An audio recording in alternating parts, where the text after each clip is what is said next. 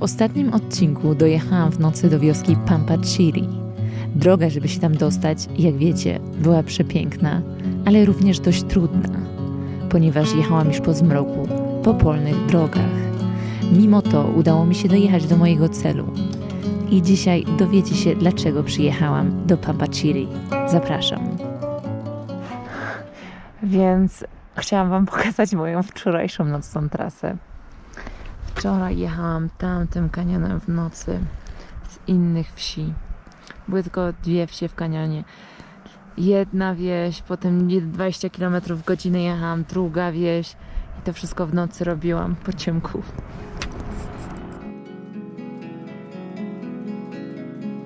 Po śniadaniu w moim rustykalnym hoteliku pojechałam od razu do miejsca, które było głównym sprawcą mojego przybycia tutaj. Droga, jak widzicie, była bardzo krajobrazowa. Miałam ją praktycznie tylko dla siebie, z racji tego, że nie mieszka tutaj dużo ludzi. Im bardziej się przybliżałam do mojego celu, tym widoki były ładniejsze.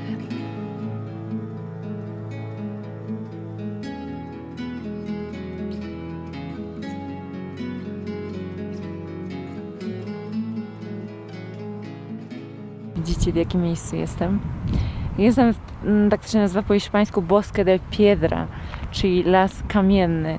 I Pampachiri, czyli ta wieś, do której ja przyjechałam, właśnie jest znana z tego lasu. Jestem około 20 km od wsi. Jestem na totalnie, wiecie, na szutrze, na drodze szutrowej. Mam cholernie przepiękne krajobrazy. Po prostu to nie jest jeden las kamienny. Macie po prostu wokół siebie, wszędzie, na prawo, na lewo, popatrzycie, macie lasy kamienne. Jest przepięknie. Popatrzcie. Jadę tam. Tutaj macie lasy kamienne. Tutaj macie lasy kamienne. Jest cudownie. Kolejny raz czułam się, jakbym odkrywała Peru na nowo. Niby znam ten kraj od poszewki. Polski tak dobrze nie znam jak Peru. A jednak ten kraj potrafi mnie codziennie zaskakiwać. Fakt faktem, byłam w rejonach całkowicie niedotkniętych przez turystów, a co za tym idzie, mało skomercjalizowanych. I to podobało mi się najbardziej. Nigdzie nie było żadnych autobusów turystycznych, kasy biletowej czy wydeptanej ścieżki dla turystów. Byłam po prostu ja i ta niesamowita natura. Otoczona wzdłuż i wszerz lasami kamiennymi, czułam się trochę jak w bajce, w magicznym lesie. Czułam zewsząd pozytywną energię. Miałam ogromną motywację, żeby jechać dalej i odkrywać jeszcze więcej. I takie uczucia często towarzyszą mi, jak podróżuję sama. Zauważyłam, że jak jestem z kimś, to mniej doceniam takie chwile. Nie wiem, dlaczego się tak dzieje. Może dlatego, że bardziej doceniam to, że sama tutaj dotarłam, bez żadnej pomocy. Nie wiem, ale tak mam. Jechałam tutaj bardziej w głąb lasu kamiennego. Nie wiem, czy widzicie za mną, jak to wygląda. W ogóle tutaj wioski, widzicie, są takie domki zbudowane z kamieni. Bardzo fajnie się tutaj właśnie wpasowali lokalni mieszkańcy, bo te ich domy są bardzo podobne do tych lasów kamiennych. Tych lasów kamiennych było tak dużo, że jeździłam przez cały czas od jednego do drugiego. Byłam zafascynowana tym miejscem. Było tutaj bardzo dziewiczo i tylko 3 razy widziałam lokalsów przy swoich domach. Resztę czasu byłam kompletnie sama.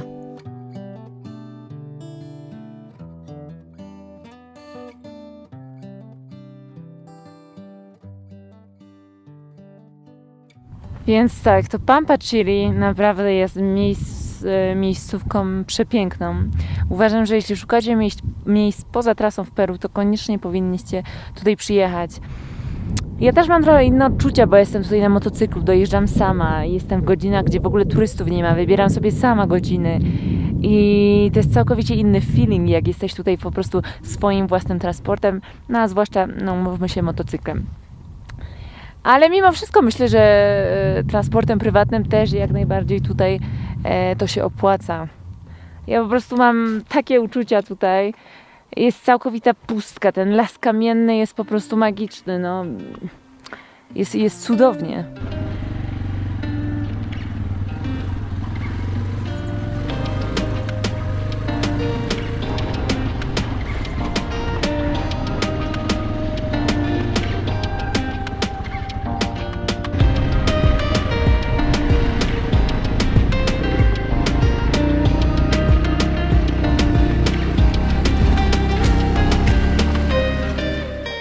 Powiem wam, że ja siebie pytałam, dlaczego tam nie jeżdżą te tuk-tuki tą drogą, co ja jeżdżę, tylko jeżdżą jakoś odwrotnie.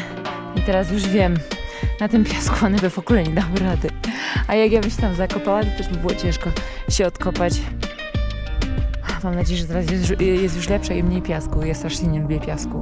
Znaczy jak jestem sama, nie lubię piasku, bo jak się zakopiesz w piasku, to jest ciężko.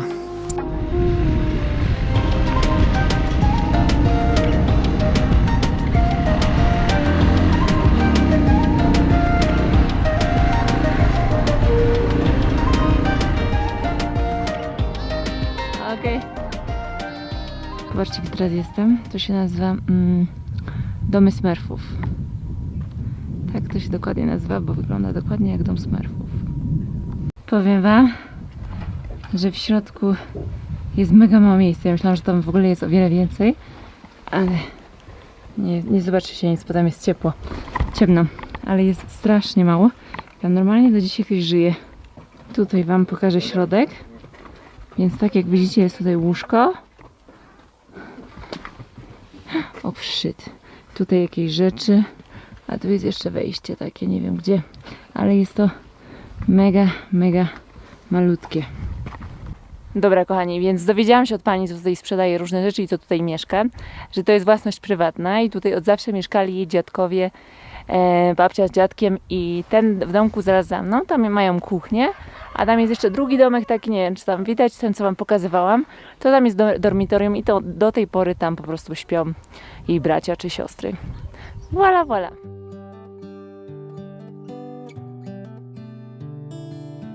A po Smurfach pojechałam szukać jednej osoby, ale przed znalezieniem jej musiałam przejechać taką małą tam rzeczkę, która się jednak okazała troszeczkę głęboka.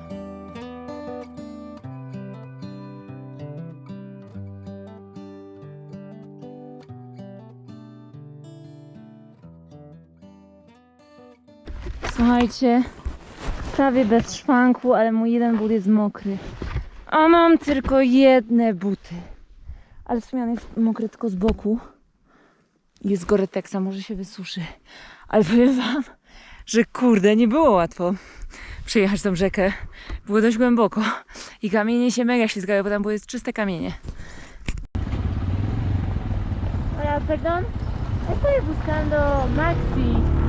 ¿Maxi? Sí. ¿Maxi Mayo? Una mujer. Sí. Sí, estoy buscando a ella. Mi hermana es. ¿Cómo? Mi hermana es. Sí. ¿Dónde vive? Allá vive. Pero no está acá. No está. ¿Dónde se fue? Está ahí. Por ahí, vas de frente a la carretera. Sí. A la vista está ahí está trabajando. ¿Cómo se llama ese? Está haciendo muralla. Ah. Ahí nomás está. Si quiere le acompaño. Gracias. Va, está bien. Chao. Ya, díganlo.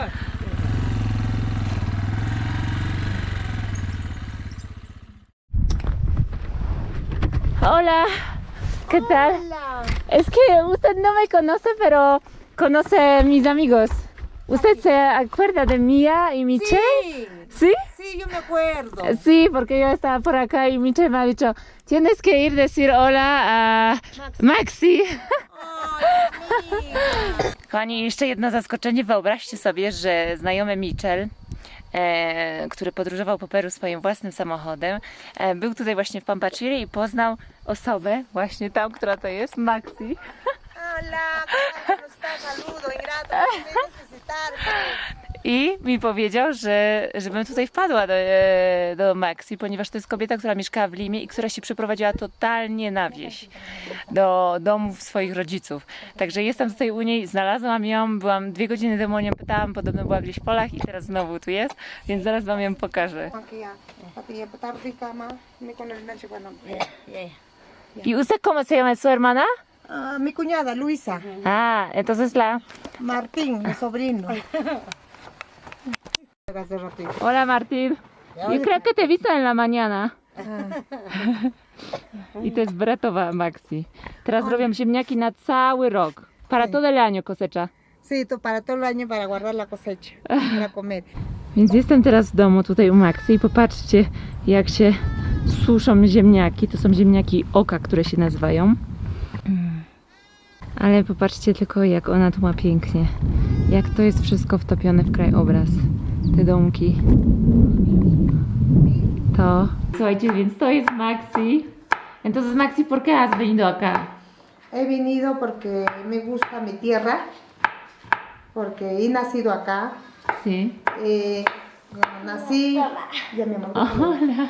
Yo me fui a los 14 años a Lima porque quería saber mejor, aprender mejor. Sí. ¿Querías ir a la ciudad también? A la ¿no? ciudad, experimentar qué Sí. cosas se podía hacer allá, ¿no? Porque acá, vivir acá en esta sierra que decimos nosotros, Sí. es trabajoso también. Hay que tener, o sea, fuerza para poder trabajar. Sí. En Lima se trabaja en 2 cosas, 3 cosas y ya puedes tener plata, pero mientras que acá no. Desde que amanece hasta anochecer hay que trabajar. Entonces tú trabajas cada día. Ajá, cada día es trabajo. Entonces yo decidí ir a Lima y mi mamá dijo que bueno, ¿quieres ir a Lima? Anda, pero vas a estudiar tú sola. ¿Y cuánto tiempo estabas viviendo en Lima? 48 años. ¿Cuántos? 48 años. ¿48? Ajá. Hola. Hace 2 años decidí venir porque terminé a educar a mis hijos. Ya ellos ya son independientes, grandes, y como madre quería que ellos aprendan a vivir sola también, ¿no? Porque Ok. nunca va a estar toda la vida la mamá, pues, ¿no? Claro. Entonces, Entiendo bien eso. aha, Więc Maxi stworzyła ten dom razem z siostrą na współkę. Jeden jest pokój siostry, drugi jest pokój jej. Także to nie było zrobione przez jej rodziców. Tutaj dokładnie mieszkali rodzice. A tutaj wszędzie te domki, co widzicie z tych kamieni, to tam były tak zwane kolki, czyli po prostu magazyny żywnościowe. Przechowywali tam różne rzeczy. No a powiem wam, że spać w takim domu tutaj na 3600, przerąbane, bez żadnego ogrzewania, bo tylko jest tak naprawdę ogień ogrzewaczem. A tutaj Maxi mówi, że w tym domu ona już ma ciepło. W sumie jak zamyka drzwi, to się robi ciepło. Ja jej nie wierzę. ya pues estoy acá feliz. A veces me siento sola porque estoy sola, Sí. pero como yo creo en Dios, dije que estoy con Diosito y ya sé que no pasa nada. Súper. Estoy en eso. Y ya. Y acá he visto mucha necesidad con la nueva juventud, con los, ¿cómo se llama? Con las mamás Sí. jóvenes que no saben educar a los hijos. Acá. Acá en provincia. ¿No? Entonces dije, ¿por qué no lo puedo enseñar lo que he aprendido? Claro. Entonces me he metido en ese paso estoy. Qué bien. Y me gusta enseñar, me gusta que los niños aprendan, educar lo que he aprendido, el poco, el mucho que he aprendido, quiero enseñar. Super. Maxi zaproponowała mi, żebym u niej została na noc. Ja jednak musiałam odmówić, ponieważ nazajutrz chciałam już wracać do Cusco, a droga była jeszcze przede mną bardzo długa. Mimo że zostałam z Maxi tylko przez parę godzin, czułam, że ja i ona potrzebowałyśmy tego spotkania. Maxi żyje w tak odległym miejscu, że nawet kontakt ze swoimi dziećmi ma dość ograniczony. Dlatego cieszy się za każdym razem, jak ją ktoś odwiedzi. Poza tym jest ona niezmiernie otwartą osobą na nowe znajomości. Entonces, Maxi, ese es chicharrón de chancho, czyli to jest świnka, El queso te he invitado que no quieres. ziemniaczki i serek. Voy a probar. I Aha. sól do ziemniaków. Tak tutaj jedzą na wsi. Tak Maxi mnie gości. Ay, Żeby się skontaktować z Maxi, muszę zadzwonić do jej córki, potem jej córka dzwoni do jej kuzyna, która mieszka w Pampachiri i potem kuzyn czasami tutaj przyjeżdża i wtedy jej mówi, jakie ma wiadomości. Także taka jest komunikacja, bo tutaj nie ma żadnego sygnału. Sí? Bueno. Także słuchajcie, no super było spędzić tutaj czas. Maxi, muchas gracias Ay, por tu nada, hospitalidad. gracias. No, gracias, la verdad. No. Qué bien que Michel me ha dado tu contacto. ay, qué bueno. Pues sí. Dobra, ja jadę dalej. Bienvenido sea a la casa. Esta es la humildad Tak. que tenemos. Ciao, Chao, Maxi. chao, chao, nos vemos. Muchas gracias, ciao. Cuídate, saludos a Chao, chao. Y qué Sí, bonita Dani. casa tienes. Lía. Chao, chao. Chao, chao, chao, nos vemos. Ciao. Z Pampachiri miałam 60 km, czyli 2 godziny na motocyklu do Andahuaylas, ostatniego miasta przed powrotem do Cusco. Dojechałam tam zaraz po zachodzie słońca, ale droga była wyasfaltowana, więc tym razem nie było już żadnej adrenaliny i strachu.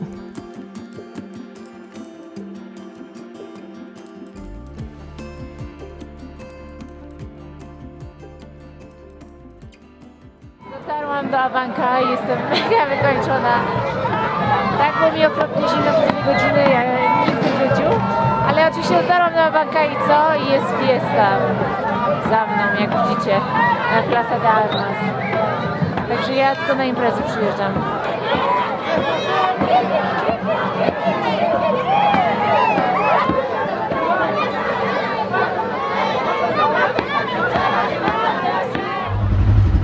Dzień dobry.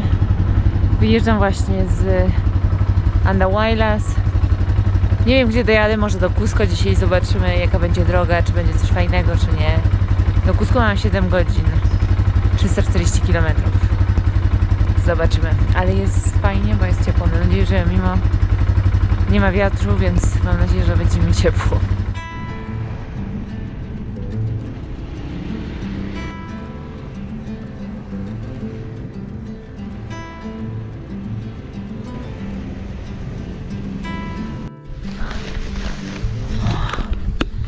Dobra, czas na przerwę. Dzisiejszy dzień to jest jakaś masakra.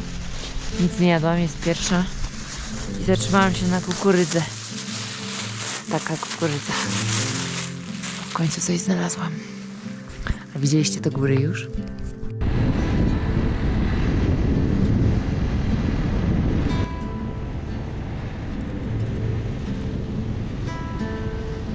Kochani, dzisiaj cały dzień się nie odzywałam, bo jestem w drodze od 8 rano.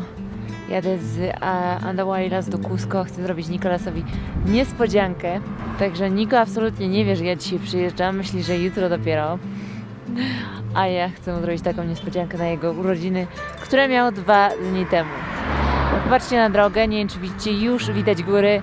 To znak, że już się zbliżam do Cusco. Jeszcze mam 3 godziny.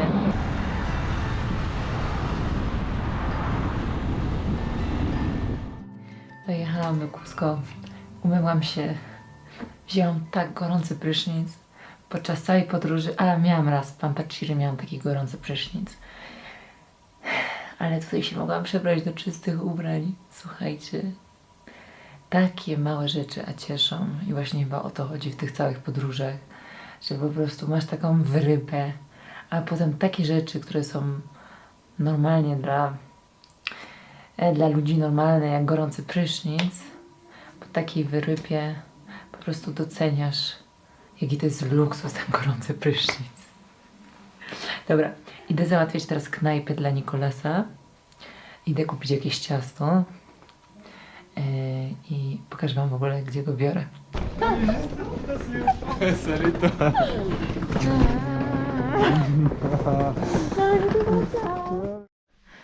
Kochanie, jak niespodzianka? Spóźniłam się o minutę. Przyszłam, jak on patrzy na motocykl. Skąd znam ten motocykl? I później widzi mnie. No widziałem, motocykl i plaka kolumbiana. Zaskoczony? Oczywiście, ale ty jesteś zajebisty, kochanie.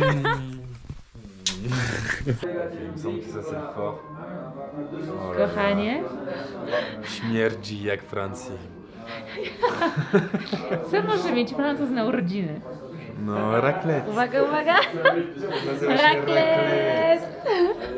Taka niespodzianka. Nasza ulubiona knajpa w Cusco.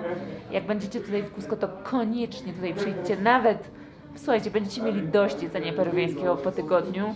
W Cusco nazywa się Masha i robią tutaj przepyszne raclette. Ale słuchajcie, to jest raclette z sera peruwiańskiego i szynka, tak samo różne wyroby mięsne też są z Peru, z alpaki, z różnych zwierzątek. Także koniecznie wpadajcie, bo jest przepysznie. I ceny są naprawdę niskie za jakość. 26 zł płacimy za osobę za raclette. No to i patrzcie, jaki macie widok na całe Cusco. Szczęśliwe, kochanie? Więcej niż szczęśliwy. I do tego W raju? w raju W raju. winko. To już jest koniec mojej solowej wyprawy po Peru.